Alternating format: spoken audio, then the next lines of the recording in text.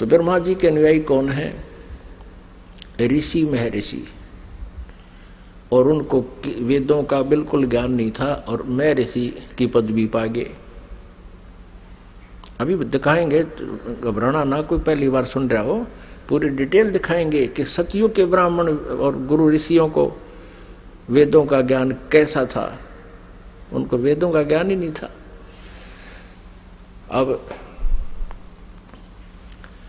ब्रह्मा जी को बड़ी चिंता हुई कि मेरे को श्राप दे दिया, मेरी पूजा नहीं होगी।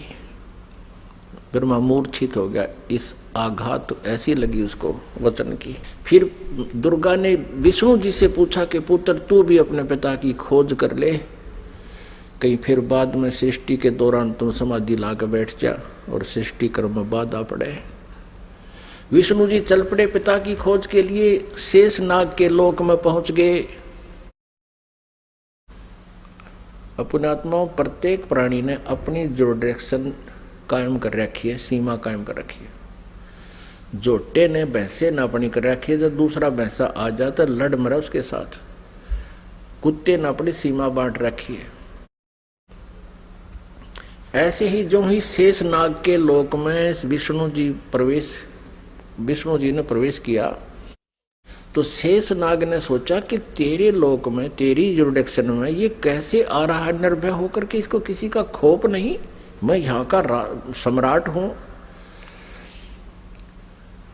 अब जो ही विष्णु जी निकट आए तो उसने 1000 फन ऐसे फैला लिए शेष नाग ने, और 1000 फनों से विष का फुहारा छोड़ दिया। जैसे धुंध हो जाती है, ऐसे विष्णु जी के चारों तरफ उस विष के फुहारे की धुंध होगी। और श्री विष्णु जी के शरीर पर, पूरे शरीर पर ऐसा पेंट हो गया काला, उस विष से काला शरीर हो गया। अब विष्णु जी ने देखा कि इस नाग ने ये क्या कर दिया, मैंने इसको कुछ कहा नहीं, आगंतुक के साथ ये ऐसा दुर्व्यवहार करता है, मैंने इसको कुछ कहा नहीं, कोई इसको हानि पहुंचाई नहीं, मैं तो अपना कोई किसी खोज में आया था और इसका इतना दिमाग खराब है। अब विष्णु जी ने सोचा कि ला इसको खत्म कर देता हूं, इस नाग कीड़े को।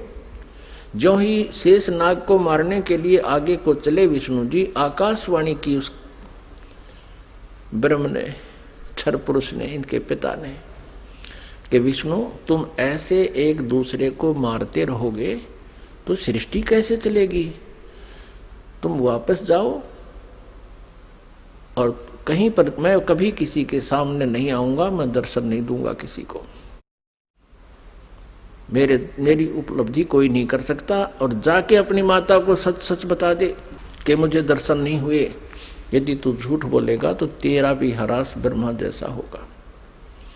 और इस शेष नाग ने जो तेरे साथ अभद्र व्यवहार किया है, इसका ऑयल, इसका टिट फॉर टैट, यानी इसका बदला तू द्वापर युग में श्री कृष्ण रूप में जाएगा, तब तू इसका बदला लेना, और अब इसको कुछ मत कहे। विष्णु जी को जब आकाशवाणी हुई, उसने परमात्मा की आकाशवाणी मान के वापस माँ के पास आ गया। दुर्गा ने पूछा, बेटा तूने अपने पिता के दर्शन हुए? विष्णु जी ने कहा कि नहीं माता, मुझे कोई दर्शन नहीं हुए।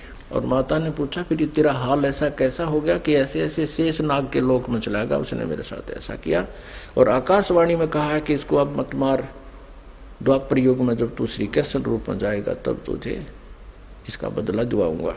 अब दुर्गा ने विष्णु जी को सीने से लगा लिया कि बेटा तेरे को सतिथि का विभाग दिया जाएगा और तेरी पूजा जगमग होगी और तू बहुत सच्चा व्यक्ति है। अब तीसरे शिव जी के पास दुर्गा गई, अपने पुत्र के पास, और कहा बेटा तेरे 2 भाइयों को तो पिता के दर्शन हुए नहीं, उन्होंने खूब ट्राई कर ली, अब आप भी खोज कर लो अपने पिता की, कहीं फिर बाद में सृष्टि कर्म शुरू हो जाए, उसके बाद तुम जाओ कितना संन्यास धारण करो, अभी जाके खोज कर ले।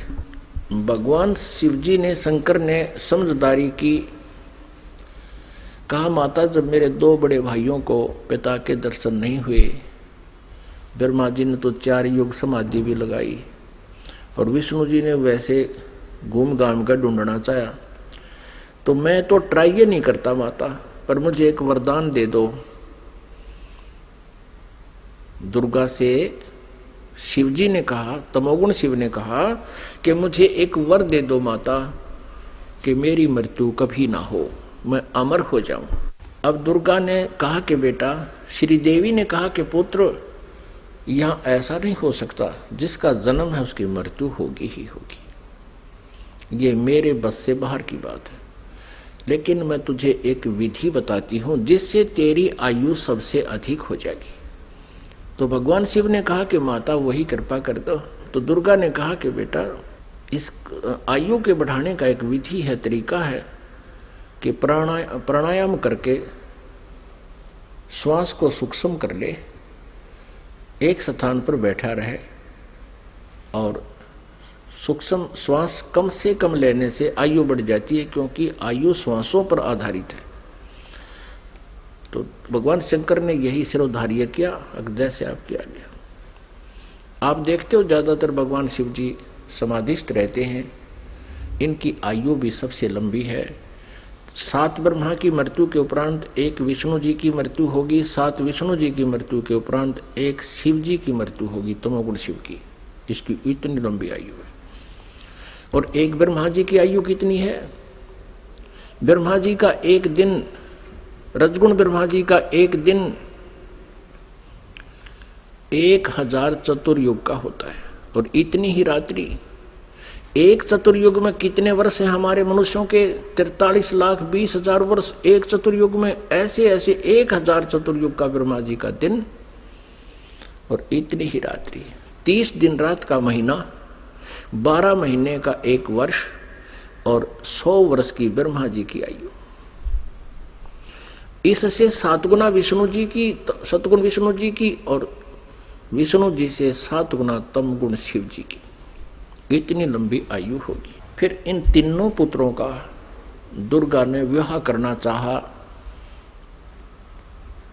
आकाशवाणी की उस काल ब्रह्म ने, सरपुरुष ने दुर्गा जी से कि दुर्गा तो इन तीनों बच्चों को पुनः सागर मंथर पर भेज दे और वहां इनका विवाह करने के लिए तू ही 3 रूप बना करके 3 लड़कियों के रूप से निकलना है।